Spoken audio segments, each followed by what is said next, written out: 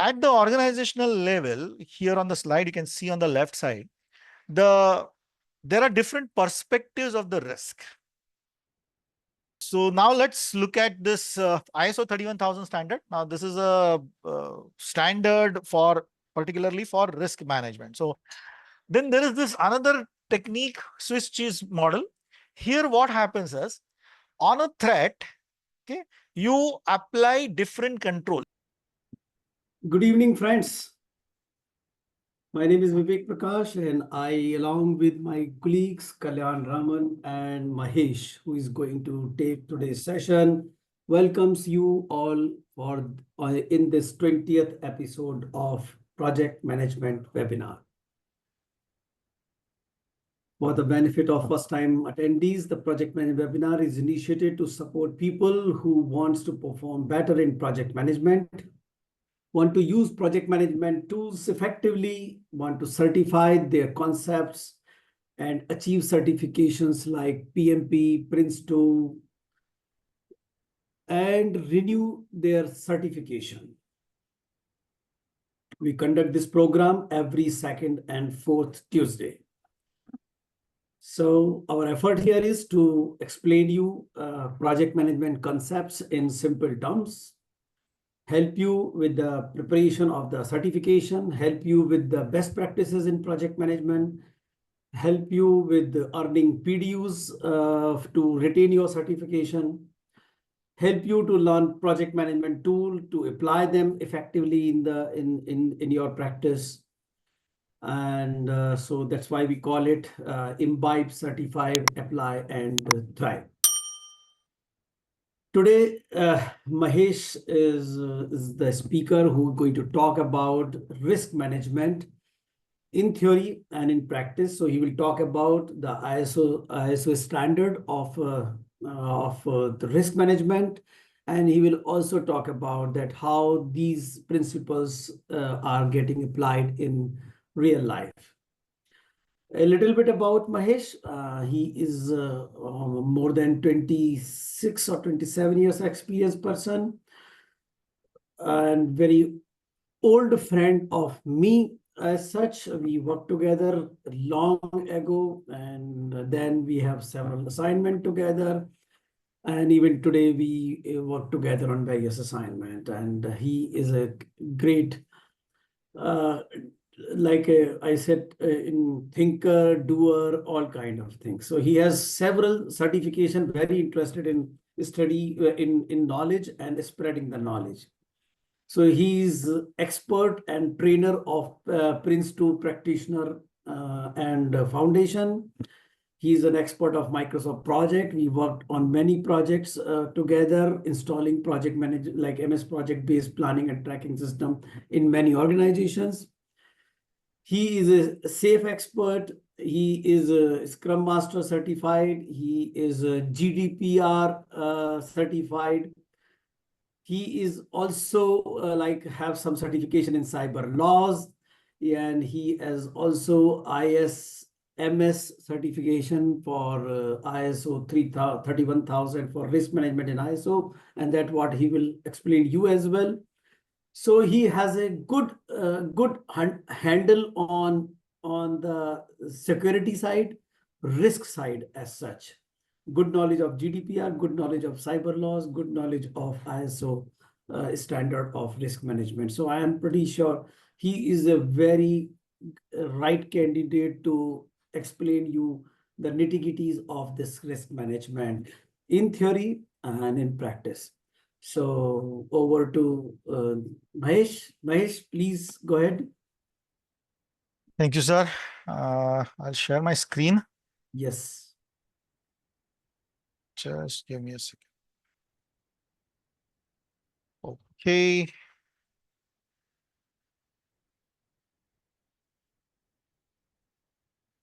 All right. Thanks. Thank you, sir. We'll start. So today, yes, we'll talk about risk management and what is it defined as per some of the standards, like say ISO 31000, and then there is one more which is management of risk. It's a best practice by Excelos. There is a certification also about it, and it is considered as one of a very detailed framework for the risk management.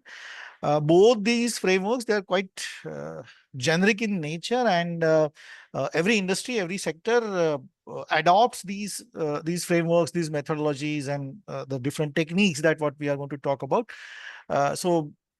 Specific sectors, specific industries, they adopt this, they customize these frameworks for their specific use. So, for example, uh, the the risk management framework for any insurance company will definitely be a lot of different than what a retail banking will adopt to, or what a wealth management will adopt to. In the medical field, it will be different. But then principally, uh, these frameworks, they help us to understand what the risk is, because many a times, and this I have seen through my trainings also, when I start talking about the risk, the first understanding that comes up, or the first responses that comes up, is all about the negative factor. It is all about the scare, is all about the fear. Whereas these frameworks, they give a much wider scope and a definition for the risk, right? So we'll be going through that as well today, right? And then, uh, like when I talk about this ISO 31000 or this management of risk as the frameworks, of course there is some theory to understand. There are some concepts to understand behind these frameworks, but then how to put it into the practice, that is, I think, more important, because what happens is uh, when we come up, or when any organization comes up with their own risk management approach, and if they are not aligned with the standard frameworks, then it becomes their own. It becomes their own, very specific to their own thing, and then it poses some challenges when they have to communicate, when they have to collaborate, when there are multiple stakeholders, external stakeholders specifically, when they come into picture, it becomes a little challenging to align with those, right? So the fundamental use of these frameworks, as any other framework, is to bring that common platform, common vocabulary, common understanding, and that is what we will see through these processes, through these frameworks, and through some of the techniques. Of course, due to time constraint, we may not be able to cover a lot of them, but some key of them we will talk about. Okay. All right. So, what is a risk? Risk is, by academic definition, bookish definition, risk is an effect of uncertainty on objectives, right? So when we start a project, of course, one of the characteristics of a project is uncertainty, right? And this uncertainty will pose the risk. Okay, it will have its own effects, and of course these effects can be as large in magnitude as they may impact the objectives of the projects directly, not only some day-to-day work or some particular deliverables, but the entire objectives of the projects, the entire outcomes of the project, benefits of the project also could be impacted because of the risk uh, which a project is exposed to, right? But now it is very important to understand that this risk, it can be positive or negative or both, right? Uh, when somebody says there is a risk in uh, in buying the shares of one particular XYZ company, correct? What we understand, or what we perceive very commonly, and this is the human mind, this is how we have been uh, molded since our young age. Whenever we hear the word risk, if somebody says, okay, this XYZ company, don't buy the shares, or there is a risk about this company, so the most commonly, the first thought in the mind will be about the loss of money, a threat, a negative impact. But risk can be positive as well. So The positive risk is called as an opportunity. Correct? Now, in purchasing the shares of a one particular company, for which maybe your friend or some analyst might have said that, oh, there is a risk. Now, this risk can be negative, wherein you may lose the money, or it can be an opportunity, wherein your money may get double, triple, or multifold times. It may increase in a very short period of time. Okay, so it's like gambling also. When we talk about gambling, we also understand, we also perceive, we assume that there will be the risk of losing the money, but then at the same time there will be an opportunity of earning money, hitting the jackpot. Correct. Similarly, whenever we talk about the project, or when we talk about the risk management for our project, there could be multiple opportunities. Like when a team delivers a project successfully, there is a possible opportunity from the same client for more business, or there could be the brand image improvement or enhancements, or there could be more opportunities coming directly from the market also. Correct. So first, and a very important thing to keep in mind is, when somebody says risk, we have to understand whether it's a threat, it's negative, or whether it is an opportunity, it is a positive. Right. Then again, across the project life cycle, uh, we have to manage this risk. And through this risk life cycle, when you respond to a risk, let's say when you respond to a threat, it may create another threat for you, or it may create an opportunity for you. Okay? When you respond to an opportunity, again, it may create a threat for you, or it may create an opportunity for you. Before we talk about any particular project related example, let's continue with this gambling. So if I put, say, $100 on a gambling table, the chances are those 100 could become 1,000, or those 100 can become 0. Right now, when let's assume a scenario when those 100 becomes 1,000. Now there is again a risk that I will put this 1,000 entirely in the next game, and then again I may lose. There is a threat, or I may win, and it can become 2,000 or 5,000. Right. So there is an opportunity also. So this risk cycle continues. And hence, risk management is an ongoing task, is an ongoing activity in the project. Right. So what is this? So why is this risk management important? Which is an ongoing task. Why it is important?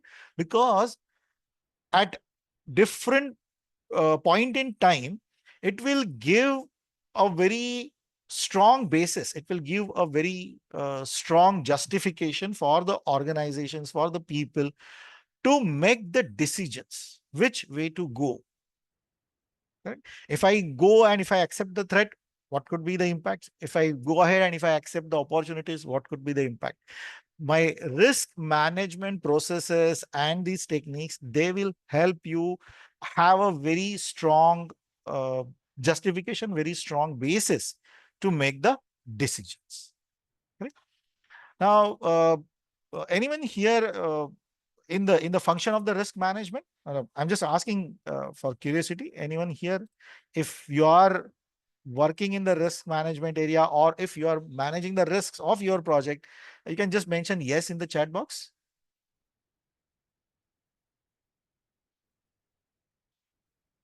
Anyone here who does manage the risk for their own projects, or is part of a risk function within the organization? No. Okay. Even though you may not be doing the risk management for your projects as on today, you are actually managing the risks. Correct.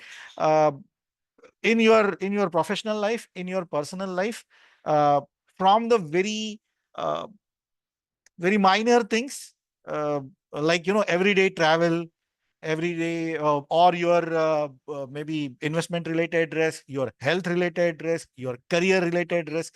So risk and risk management is everywhere, be it your professional life or be it your personal life.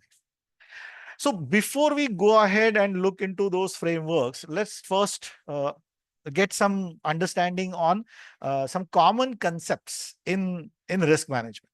Right? Then there is this another technique, Swiss cheese model. Here, what happens is on a threat, okay, you apply different control at the organizational level. Here on the slide, you can see on the left side, there are different perspectives of the risk. Right?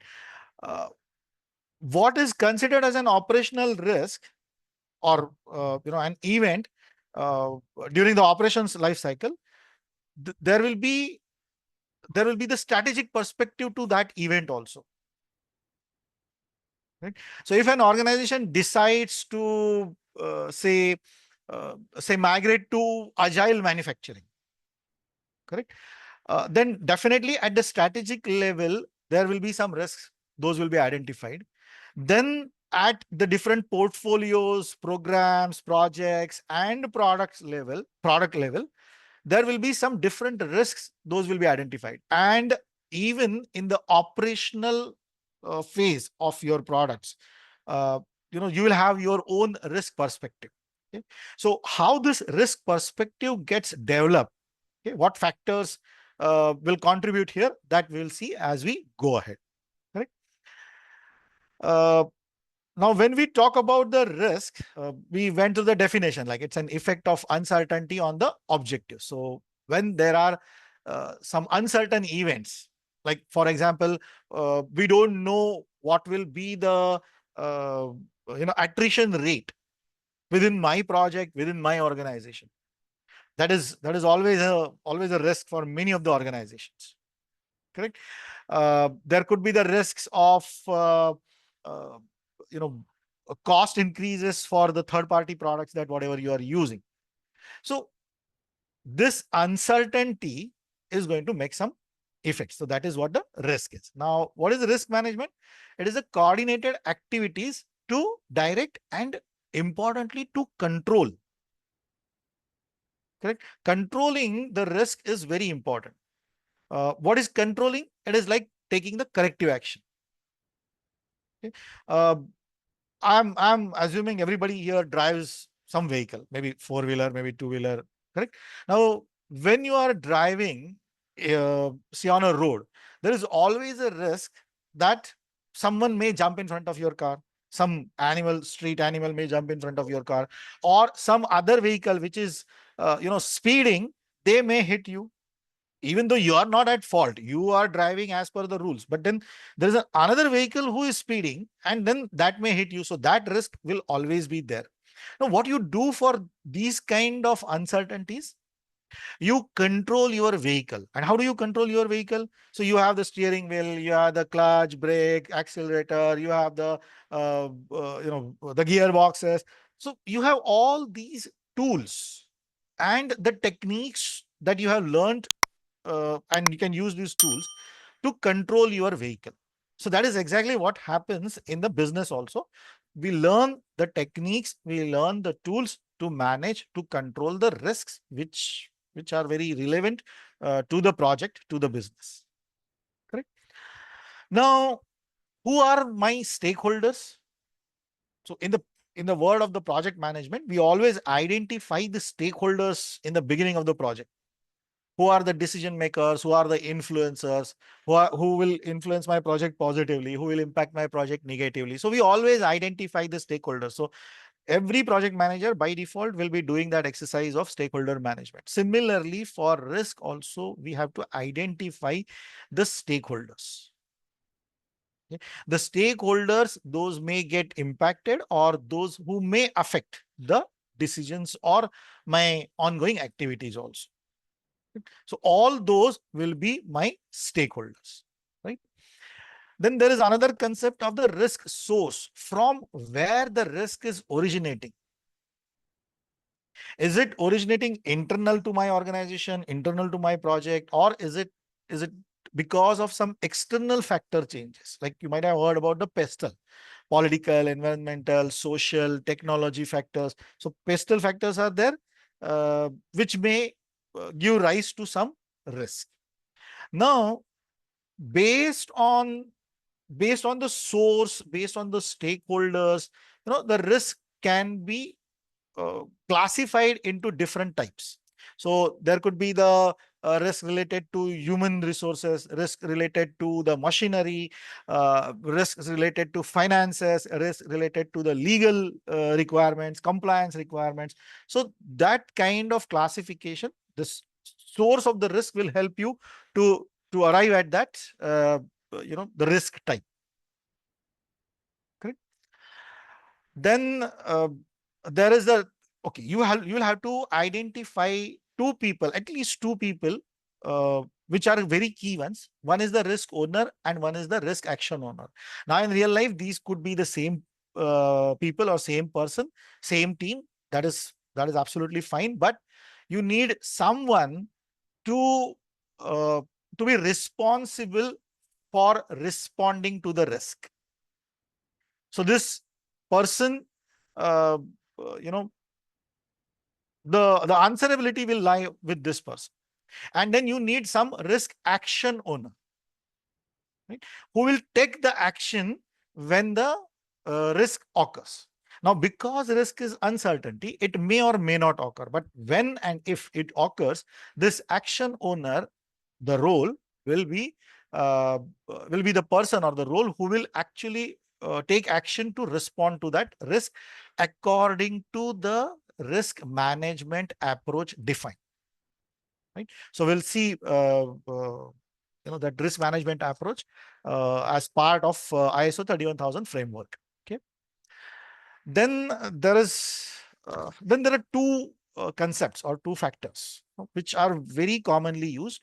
What is the probability or the likelihood of the risk, and what will be the impact? Okay. Uh, I would say in all my experience, all these years, almost 85-90% of the projects will do the risk calculation at the project level with simple these two factors, the probability and the impact. So what is the probability? Whether this risk will happen, it will occur, it will actually be the reality or not. So high, medium, low. Similarly, what will be the impact if and when this risk occurs? High, medium, and low. And then they will form a matrix, and then the risk score will be calculated by multiplying probability and impact. That's a very simplistic way of calculating the risk. Right? In real life, let's say if I want to invest 1 lakh rupees, right? Then, and if I know that, okay, this company is performing well in the share market, right? I will say, if I invest all my money into this particular company, and if the share value of this goes down, what will be the impact on my investment objectives? Will it totally go haywire, or that's an okay impact and I can absorb that impact? Right? Then I will see what is the probability of this company's performance going down, this company's share value going down. And I'll simply multiply these two factors to find my risk score and to make the decision based on the risk score, that whether I'll be able to take this risk of losing the entire money, or I want to think of some other option. So that's the simplest way or the method of calculating the risk score and make the decision by multiplying the probability and the impact value. But then behind these two factors, there are so many other factors which will either increase the impact, or it will decrease the impact. It will increase the probability, or it will decrease the probability. So without giving a very careful and a close look to these other factors, the decision should not be made. What are these other factors? Say velocity. How quickly a risk would have an impact on objectives should it occur. So if the risk occurs, there could be a time lag or a time gap before you see the impact. This is something like, mosquito bites you, and then there is a period of around 2 weeks, and then you may fall sick. So whether that period is of 2 weeks, 1 week, 2 days, 5 days, how quickly that risk will make an impact if it occurs. Okay. So if the government changes, correct, and if that change is going to impact the way this particular your project is on your project's objectives, uh, then it may not be immediately on the next day when the government changes. There might be some period, 1 month, 2 months, 6 months, but then that risk may occur. So what is that period and how quickly you will see the impact? That is the risk velocity. Then, as we said, right, if I have 10 lakh rupees and if I invest 1 lakh rupees in a particular company's shares, and if there is a risk that occurs, a negative risk that occurs, and I lose that money, then my exposure to that risk of losing the money was only 10%, because I had 10 lakh rupees. I had 10 lakh rupees which I had invested. But say I had only 1 lakh rupees, I had invested all that money into one company share, and then there's a negative impact that happened. That means my exposure was 100%. Right?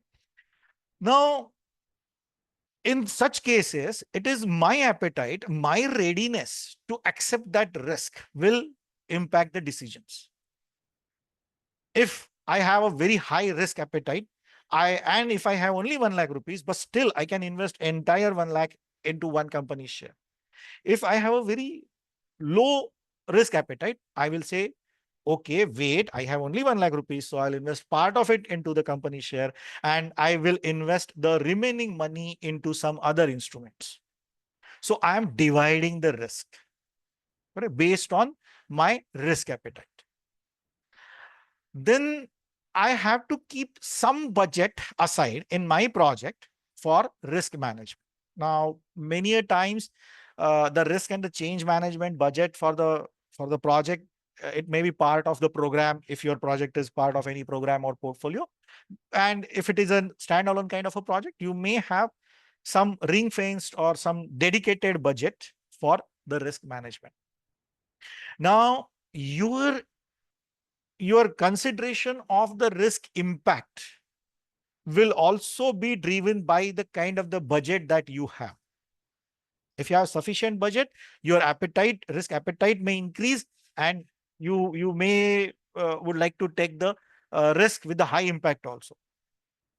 Or it could be the other way around as well. Right? And then what is the tolerance given for your risk? Uh, I will, of course, will have.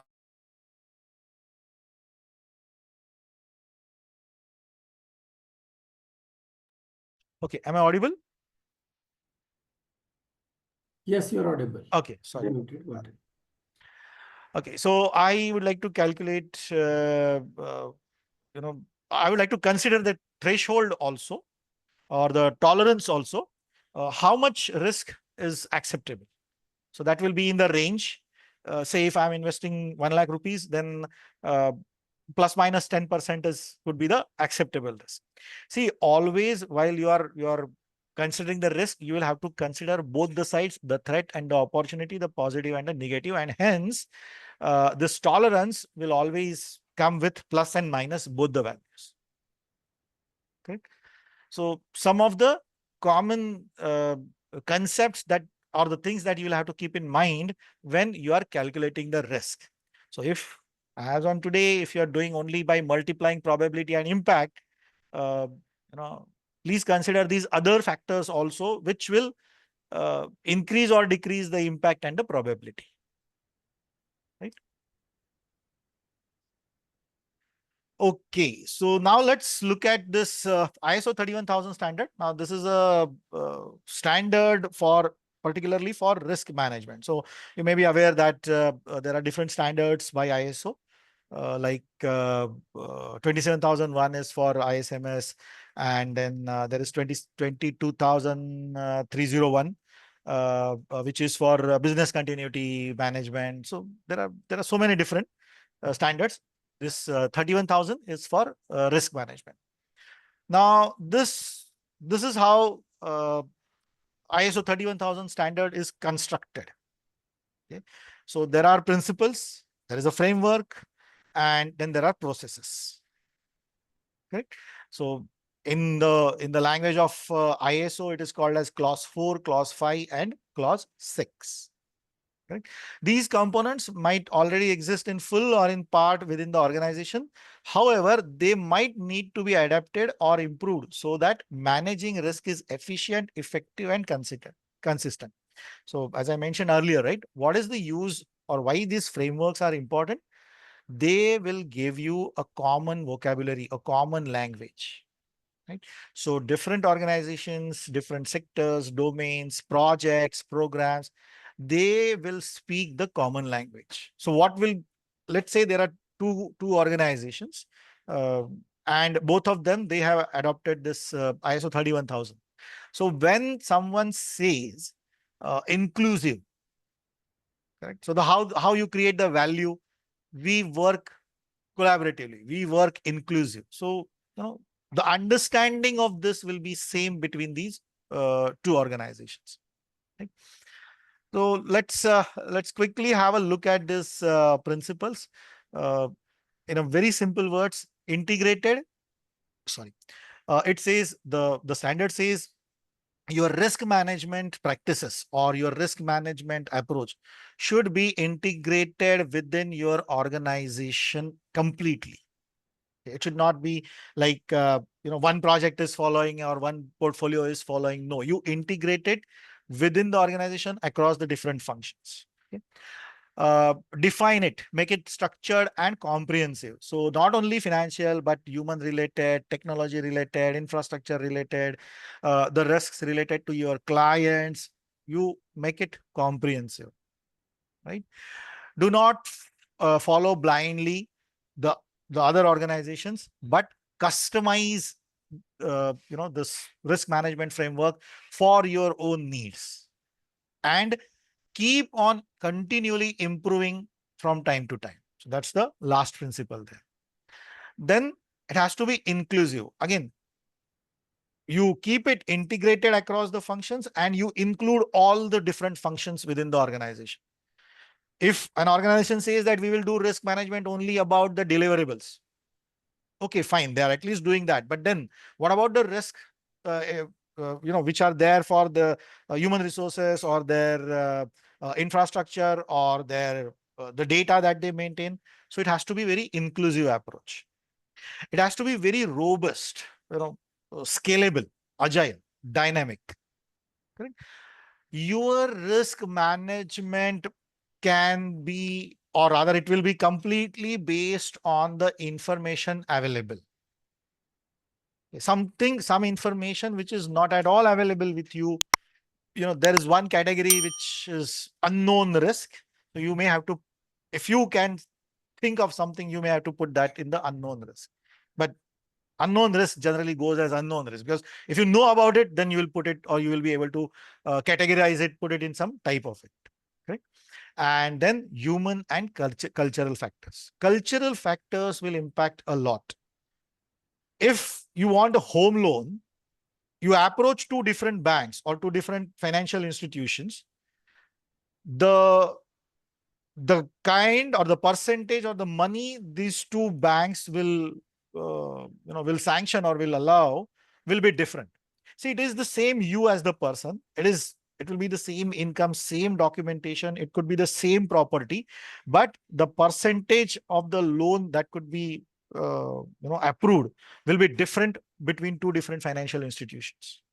Why? Many a times the cultural aspects also will play a very important and a considerably large role in the risk management. So you will have to be very sensitive about that. Then there is the leadership and commitment will be required. So leadership's involvement and their commitment will be required, to follow these principles. And then there are some processes which will help you to actually implement, to actually roll out this framework. Okay. So say the factors or the processes like communication, and then your risk assessment. Now this risk assessment, if you see, it is it is depicted at the center. It is the most important process or the activity in the entire risk management life cycle. So you have to understand the context, scope, and then you have to assess the risk. You identify it, you analyze it, and you evaluate what will be the impact, so that you will be able to decide how should I treat the risk. Okay? And monitoring and review of the risk is common throughout entire life cycle of the project. This is the standard. It's much more in detail. All these clauses has got its own controls, etc. For this session, we'll not go into the details, but just remember this standard gives you, a very good framework for the risk management. Some quick questions. So would you like to put the poll, or we can go it this way? No, I'm putting the poll. Okay, so I'll stop sharing. Shall I stop sharing? You can keep it sharing. It's not a problem. Okay. So I have launched the poll. Yeah. You want people to respond? Yes, I would like people to respond to this.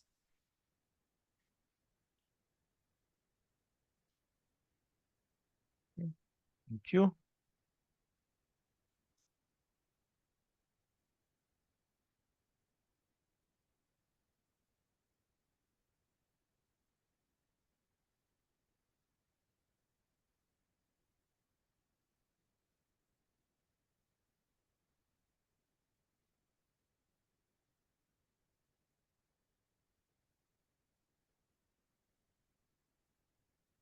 Ten more seconds.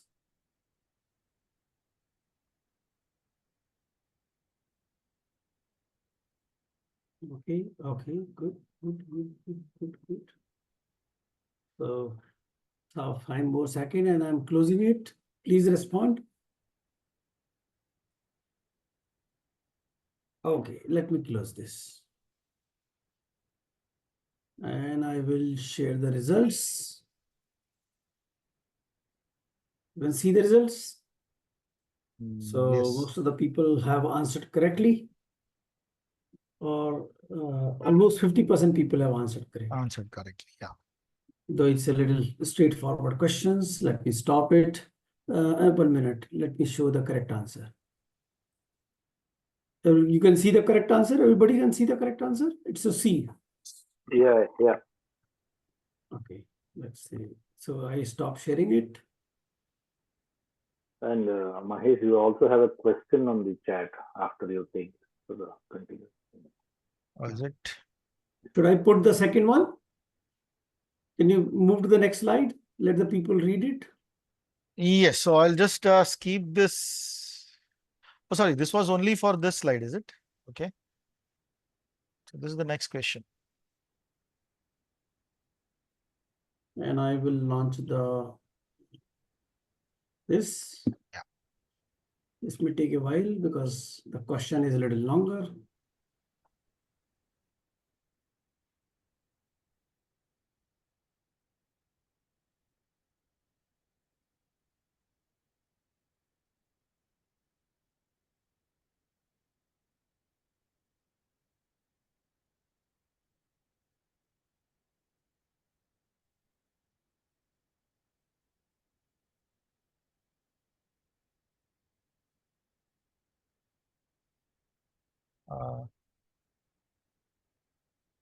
Meantime, there is a question from Altaf in chat. At what stage a project manager start risk assessment, and who are all to be involved? Risk management starts from day one, even before your project kickstarts. In fact, before your project kickstarts, the more risks you can identify, the better it will be. Okay, and then it continues across the project life cycle. And then who are all to be involved? Initially, it will be the project manager who will start identifying very common risks. As the project progresses, and as some specific uh, risks related to products, related to external environment, related to human resources, related to finances. So as the specific risks start getting identified, you can involve the SMEs from those functions or those fields.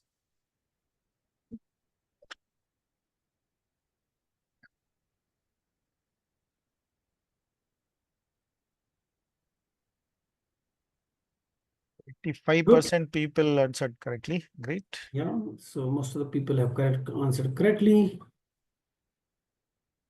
Let me stop the sharing. Yes. Yeah, I stopped the sharing. Okay. This one. Okay. And you put the third one. Right. A little bigger. With less options. Okay. You have given one option less. Yes. So it will make the life easier or difficult? It becomes more risky or less risky? You answer correctly.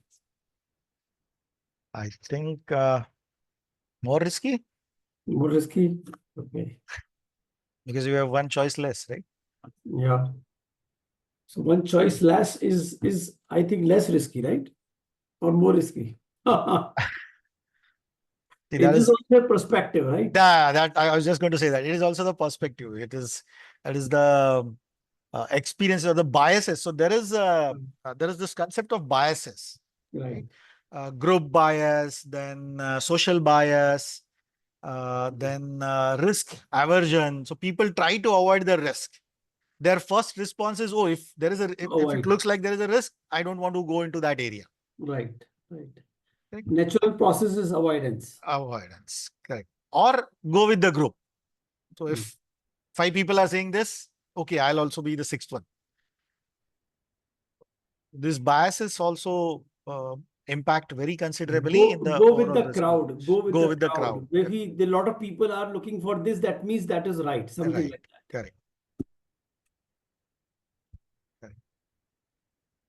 So there is no unbiased opinion is all about, right? All the opinions are biased. Are biased. Yes. No matter how hard we try to be unbiased, Yeah. somewhere maybe unknowingly, but then there will be the biases. Yeah. So many times people say, give your unbiased opinion, but there is no opinion which is unbiased. Absolutely. It's all biased. So bias is not a wrong thing. Bias is something which is influenced by some factors. So the factors which are known to me, I'm biased towards those factors. Correct. It's not good or bad actually as such. Correct. Bias word often treated as something bad actually. Bad again. Yeah. Connotation is Something wrong. like risk. When I say there is a Right. risk, people understand. But then, I know this many frameworks like Prince2, then this ISO, ITIL, Let me everything. close the poll. I think it's a quite some Yeah, it time. is taking time. It's open. So good. People have a good idea of the risk Right. already, and there most of them are answering very correctly. Right. So let me stop the this. Go to the next one. You have a next one? Yes. Okay. So please read it. I will put the fourth one is also on the this. Right. Sorry. So I was saying, I think the first text is same. Only the yeah, the last first two text lines is need to same. be read Correct. differently. Correct.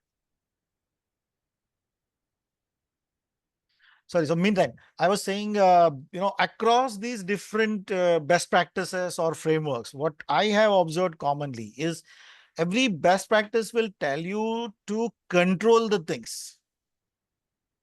Right? Be it PMP, be it Prince2, be it ITIL, be it ISO standards. They will, these standards, they will not force something on you. Yeah. They will give the freedom, define your own things, own frameworks, own processes, own practices, but then make sure that you are in control. Correct. Which again, it resonates And, very well with the personal or the real life also. and prevent it actually. And prevent, possibly, yes, Instead of prevent it. Yeah. reacting on it, you prevent it. Correct. Okay, what's just 10 more seconds? So I will close this. So like some people want to respond, please respond.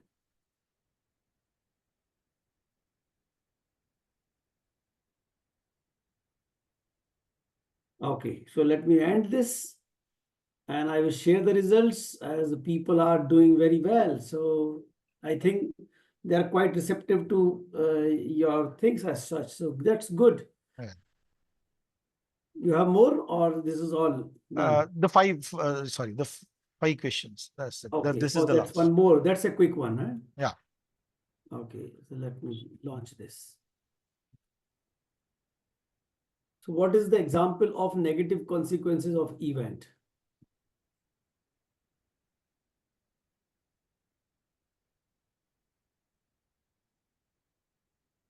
Accidentally going viral on internet. That's very interesting, huh?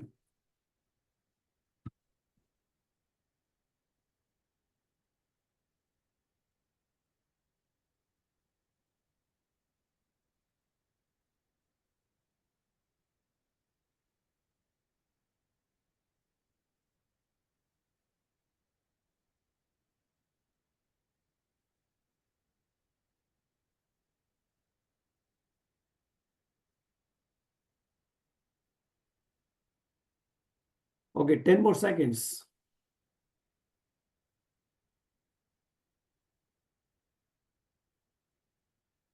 Yeah, I'm closing it.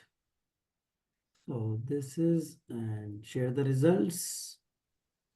So mostly it is emotional distress. I think the people who have taken breakthrough in production method, probably the sentence meaning is not very clear actually. That was I there to think so. confuse. Yeah. Yeah, yeah. Oh, that is essentially kept it for confusing. Okay. Fair enough. Good, good. Do you have more, or this is last No, one? this one is done. Okay, okay. Yeah, go ahead. Yeah. Okay, so let's see how to respond. Okay, so there are these different types of responses, and I'll start from the bottom. And if you see, there are threats and there are opportunities. There are some common responses, and then there are some very specific responses. So the one common is we prepare the contingent plans, but do not take any action. So if your plan says onboard a resource, please do not onboard it till the right time. Okay. Then another response for both the threat and the opportunity could be accepted, correct, and the business will take the chance, right? So accept whatever it is, threat or opportunity. Then it could be the share. So sharing is, let's say, any partnership. So the partners will share the threats and the opportunities equally. Then it could be transfer. So the risk to my life, I take an insurance and I transfer it to the insurance company. Right? You can even transfer the opportunities also. And I've seen these kind of examples. Because of some other constraints, other priorities, strategic things, you can actually transfer the opportunity that may be presented to your business. Correct? And then there are these four responses. To avoid and reduce is specific to the threat, and to exploit and enhance is specific to opportunities. Okay. So I think avoid and reduce is very easy to understand. What about exploit? So exploit is like trying to get more benefit out of that. Okay. And enhance is making the opportunity more likely to occur or increase the impact if it did occur. Right? So if I won in a gamble, if I win $1 million, then putting that entire $1 million back into the gambling, I will try to exploit the entire thing. Of course, it will pose or it will create another risk, another threat, another opportunity.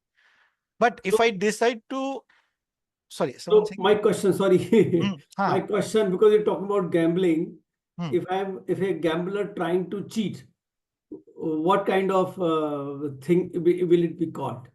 Again, there will be another risks, those will occur. See, if you are gambling, then So of it course, is exploit, or it is enhance? no, if you are trying to cheat, then uh, there will be more of the threat, I will say, if you get caught. If you Okay. don't, then it will be exploit. So I'm trying, if I'm cheating, that means I'm trying to exploit okay. See, because you are trying to implement a factor that will lead to more opportunity if you are cheating. I'm taking gamble or risk in the risk already high risk. You already have. So it's like a cycle, for risk, it's like a cycle. In fact, there are concepts like secondary risk or residual risk, which are actually secondary risk is when you take some action, it will create another risk. Residual risk is after you take the action, still some part of the risk will remain. So that will be your residual risk. Right. Right. So this is a table. I'll not go through the table in detail, but in fact, let's look at these techniques across the risk life cycle. So this is the risk matrix. The simple one, the first one we talk about, probability into impact. And then you draw this line. You see this dotted line? This line is my line of tolerance. Anything on the right side is not acceptable, not tolerable. Anything below, down on the left, it is acceptable. So this is risk matrix. Then something similar to our WBS, we have this risk breakdown structure also. So you split the risks, you categorize the risks and get into the details of it. So technical risk, managerial risk, commercial risk, external risk. And then again, say in management risk, you say project management, the organization level risk, your reputational risk. Commercial risk, you will have subcontracting, you will have the terms and conditions of the contracts not defined very well. So all those kind of risks can be categorized and you can create a risk breakdown structure. Okay. Then there is this very famous technique, Jory window. This actually will help you to analyze the risk more better. See, what happens is we just spoke about the biases also. So for a project manager, for the decision makers, it is important to know self and to know others. So this Jory window technique will help them to understand their preferences, their individual responses to the risk based on which of this quadrant they fall in and the situation falls. Can you quickly tell about these four quadrants just quickly? Yes. So here it is known to others, not known to others, and known to self and not known to self. So this is like on x-axis, it is me as a self.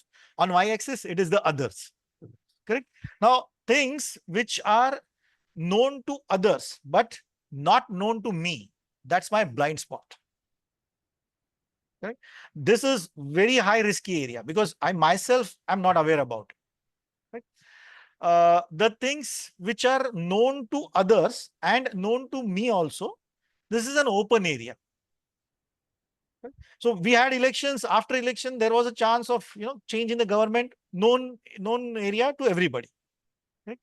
Now there might be some hidden areas which I may know. Some secrets I may know, but others may not know. Now that is the hidden area. The broker in the stock market. The broker in the stock market, and hence this person, and in these situations, that person will always be at a advantage. At the advantage or in the beneficial position. And then something which is not known either to me or to others, that's complete unknown. So as I mentioned about unknown risks. I don't know what will happen. How the stock market will do tomorrow. Correct. So that is completely unknown thing. Yeah. Correct. People definitely will try to make some predictions, some analysis, but then that is still unknown. Peace. Right. Then there is this another technique, Swiss cheese model. Here what happens is on a threat, okay, you apply different controls. You apply engineering or technology controls, or you apply administrative controls, you apply behavioral controls. And when you apply these controls, every control will filter out or will reduce or maybe eliminate the risk. But then there will be some risks which will actually pass through all of these controls, and then they may impact the objectives. Even your contingent plan may not work there. Correct? So what you can do is when you have the list of the risks, you also will be aware about what kind of controls you can use based on your organization structure and risk management strategy. Now you apply it on the risk and see what gets eliminated, what gets reduced, and finally what you will get is the very high critical risks which are not getting uh, reduced or eliminated because of any of these controls. So those will be the risk wherein you have to focus more. Even a simple Excel can help you, uh, you know, go through this flow of model. Then there is this another model or a technique, butterfly risk matrix. Now here what happens is you will actually plot uh, the risks, and based on their proximity or velocity, you can increase or decrease the size of the circle. So each circle represents a risk. Then those are plotted against as the opportunities or threats, right? Against the likelihood of it, something which is similar to the risk matrix. But then here you are representing the risks based on their proximity or velocity. You are changing the size of it. So kind of a bubble chart and It is also our called risk bubble chart. matrix all combined. So this is a very good technique which at one shot gives you a much better and a larger picture. Sorry, sir, you were saying something. I was telling it is also called bubble chart actually. Yes, this So is it's the become three-dimensional. freedom. Right. And then stakeholder analysis. Now, you may think what the stakeholder analysis has to do in the risk management, but if you look a little closer, many of your risks are the source is some of your stakeholders. Correct? Maybe your government officials, maybe your legal and compliance authorities, maybe internal to the organization, people internal to the organization, maybe those who are the blockers for your project. Correct? So there will be the blockers, there will be the backers. Backers are like who are supporting you. Blockers are like who are blocking your project. Correct? And then their influence. So this is like my power influence grid. So same technique as we use for stakeholder analysis in general, but with specific context of the risk management. Okay. Right. I think we only have 3 minutes, but I'll be happy if there are any questions. You can type it or you can unmute and we can discuss. You can stop the sharing. Yeah. Let people ask the question. If anybody has.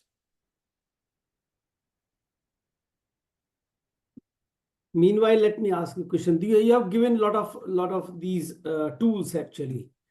And so, like, are they religiously getting implemented, or many project teams are using, or where they are used most actually? Critical projects, like I said, for underwriters in the insurance sector, they will use this. For this share market analysts, they will use these techniques. So very critical projects which has a very large financial impact, or if they are about human life, then these techniques will be used very religiously. And as we got a question from Alicio, yes, there are multiple softwares and tools available for risk management, but again, those are very specific to the domain, to the sector. So what is being used in the healthcare risk management will not be or could not be used for my financial risk management or in the say insurance sector. Right? Vishwadeep is asking, could you please throw some light on quantitative risk analysis and tools use them? See, a simple technique like risk analysis, and what we saw as an example was qualitative. Now, what you do is, instead of using high, medium, low, you create some buckets. You allocate some numbers, you allocate some percentages. So your probability between 0 and 1. Right? So you create some buckets. Like if it is between 0.001 to say 0.2, then for me it is medium or for me it is low. So you So, attach we use it something like expected monetary value, actually, expected, quantitative, right? correct. So something similar to that, you can apply the quantitative methods there. Now this is for, as I said, very generic uh, risk matrix technique. For each of the technique, let's say even for that Swiss cheese model, you can apply the numbers to those controls, and how much of the risk can be controlled or reduced or eliminated using those control methods. So you can apply the numbers there, and then it will be more on the quantitative side of it. If you try to do it manually, it will be really a very tedious job, time consuming as well. But yes, there are tools, but then again, those are very different for the different sectors. I think the simulation sets are also used Yes. for quantitative risk Quantitative analysis. analysis. Yes. And simulations are without tool, it's just not possible. It's just not possible. It will not be. So there are no more questions. It was just an attempt to put the whole risk management subject in 1 hour. It was difficult. So, but you have done a wonderful job, actually. you. You finishing dot on time, and address the questions also, including mine ones also, and I also keep adding my some 2 cents in your dollar or pound, actually. So thank you very much, Mahesh. This is really great, insightful regarding the standard of like 31,000. This is a couple of things which are new to me. You put several tools, and this is something I think probably people have to explore these tools, that how they can use them in the risk analysis. Thank So you. thank you very much, Mahesh. And to thank you very much to all the audience who have spare your time. And so Preetham, you will get an email with the confirmation that you have attended this, with the PDU category also, and how to claim your PDUs. And I request all of you, please share the link of this webinar to your friends, with your friends, family members, or whomsoever you think will interested in project management type of subjects. Please share with them so that more people can get benefited. And now we will see you next Tuesday. That will be on 24th of September. So thank you very much, and see you on 24th September. Thank you, Mahesh. Thank you, everyone. Thank you, sir. Yeah, See you. Bye.